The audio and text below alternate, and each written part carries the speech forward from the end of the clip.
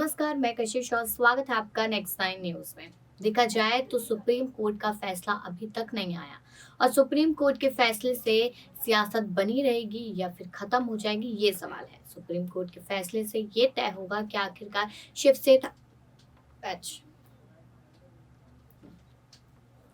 नमस्कार, मैं कशिश और स्वागत है आपका नेक्स्ट नाइन न्यूज में। देखा जाए यहाँ पर तो महाराष्ट्र की सियासत में जो उथल पुथल थी वो और भी ज्यादा हाई लेवल पर नजर आती दिखाई दे रही है। यहाँ पर सुप्रीम कोर्ट का फैसला अभी भी सुरक्षित है। सुप्रीम कोर्ट का फैसला किसकी होगी शिवसेना, कौन है असली शिव सैनिक, इस पर आने वाला है। लेकिन अब इस बीच यहाँ पर देखा जाए तो कहीं ना कहीं जो एकनाथ शिंदे है उनका साफ तौर पे डर भी देखने को मिल रहा है। 3 दिन की छुट्टी पर शिंदे है यहाँ पर और कहा यह जा रहा है कि उनकी सीट अब खतरे में बन चुके हैं।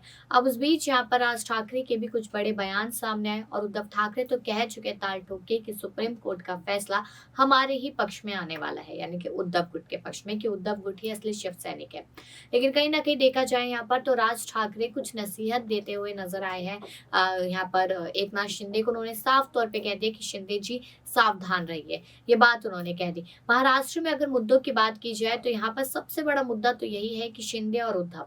लेकिन अब उस बीच यहाँ पर अजीत पवार का मुद्दा भी कहीं ना कहीं बढ़ता हुआ नजर आ रहा है और आप तो ये देखिए कि शरद पवार ने भी कह दिया कि महाविकास आघाड़ी कब तक रहेगी, कब तक नहीं, कुछ कह नहीं सकते, ये बात तक उन्होंने कह दी। तो क्या माना जाए कि सारे लोग ही अब शिंदे और बीजेपी की साइड आने वाले और उद्धव अकेले रह जाएंगे?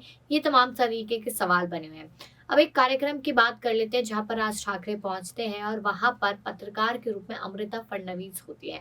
तमाम तरीके के सवाल यहाँ पर करती है वो राज ठाकरे से, और राज ठाकरे उन्हें एक पत्रकार होने के नाते उसी तरीके के जवाब भी देते नजर आते हैं। तो सबसे पहले यहाँ पर उन्होंने कहा कि आपने मेरे लिए हाइपोथेटिकल यहाँ पर सिचुएशन क्रिएट कर दी है, क्योंकि आप वैसे तो पत्नी देवेंद्र फडणवीस की है, लेकिन यहाँ पर आप पत्रकार के रूप में मेरे से सवाल कर रही है, तो जवाब भी मैं वैसे ही दूंगा। अब यहाँ पर वो इंटरव्यू हुआ, सवाल ये पूछा गया अमृता की तरफ से, पहला सवाल कि एकनाथ शिंदे के लिए एक शब्द में कुछ कहिए, तो उन्होंने कहा कि सावधान रहे, ये बात उन्होंने कही। दूसरा सवाल किया गया कि उद्धव ठाकरे को सलाह देते हुए क्या कहेंगे, तो उन्होंने कहा कि स्वयंभू। आदित्य ठाकरे के लिए क्या कहेंगे, उन्होंने कहा स्वयंभू। अजित पवार को सलाह देते हुए उन्होंने कहा कि चाचा की तरफ भी ध्यान दे दो। अब एक और सवाल किया गया कि देवेंद्र फडणवीस के लिए राज ठाकरे क्या बोलेंगे, तो राज ठाकरे कहते कि संबंध बनाए रखें।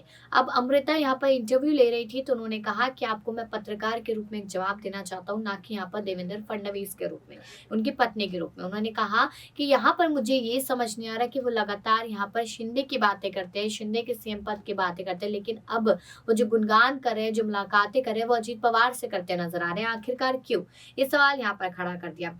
और जब पुलवामा में सवाल पूछा तो उन्होंने ये कहा कि जब मैंने उस समय पर कहा था तो मेरी बातों को मजाक में ले लिया गया, लेकिन आज वही कोई और नेता, यानी कि यहाँ पर राज्यपाल जो रह चुके सत्यपाल मलिक, वो ये सब कहते नजर आ रहे हैं, तो उसको मुद्दा बना लिया गया है।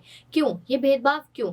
तो इस तरीके की तमाम बातें यहाँ पर होती नजर आई और कहीं ना कहीं इस पूरी खबर का निष्कर्ष यही निकलता हुआ नजर आया कि यहाँ पर राज ठाकरे अभी भी एकनाथ शिंदे के साथ नजर आ रहे हैं। बाहरी रूप से, अंदरूनी रूप से नहीं कह सकते, लेकिन यहाँ पर एकनाथ शिंदे को नसीहत और सचेत करते नजर आ रहे हैं कि सावधान रहिए, कुछ भी बड़ा खेला महाराष्ट्र में हो सकता है, कोई भी नेता आपको कभी भी धोखा दे सकता है, तो इसलिए बचकर रहिए। लेकिन आपको क्या लगता है अभी भी कि सुप्रीम कोर्ट का फैसला आखिरकार किसके पक्ष में आएगा, और यहाँ पर क्या राज ठाकरे की नसीहत काम आएगी शिंदे की या फिर नहीं? और बाकी खबरों के लिए देखते रहिए नेक्स्ट नाइन न्यूज।